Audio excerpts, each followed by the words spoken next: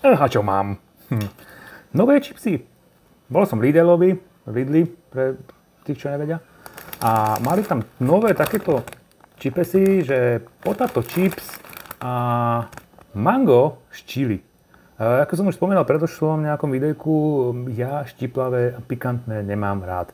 Ale idem sa prekonávať, áno? Takže a už som viac menej zvyknutý pri týchto chipsoch alebo nachos, že ono toto mi akože je taká príchuť, ale no uvidím, hej, alebo existujú aj chipsy, ktoré sú vyslovene, že extrém, hej, sú to na rôzny challenge. A teraz nemyslím iba ten one chips, ale aj iné. No, okoštujem, uvidím.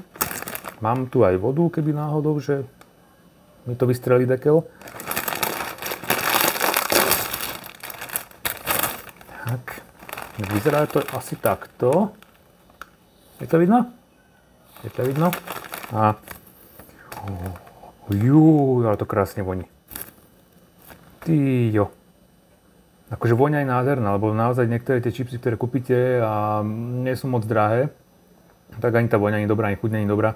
Toto mi strašne pripomína nové Slovakia chips, ktoré sú fakt, že asi z našich chipsov, ktoré kúpite v obchode, že top, hej.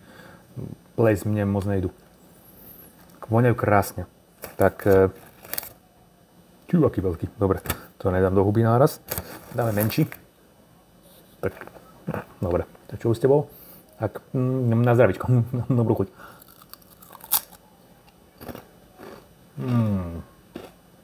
Ale hej.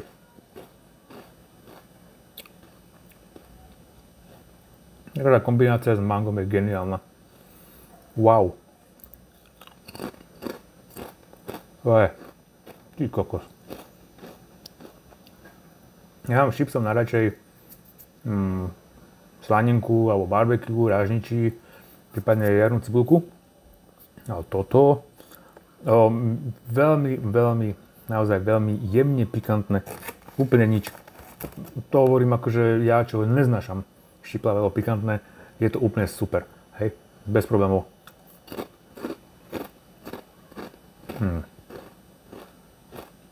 To je úžasné. Koľko to vôbec napadlo, že mango a chili dá dokopy.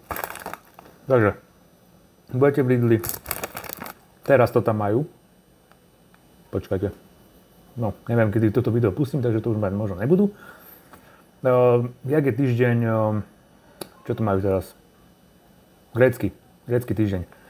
Tak tam to majú medzi tými gréckymi vecami. Takto sa to volá. Potato chips od nejakej firmy Alma Latina. Majú len túto jedinú príchuť, hej, mango chili. Takže flavor, ako ja. Takže choďte, kúpte, vyskúšajte, fakt je to super. Tak zatím. Pa, pa.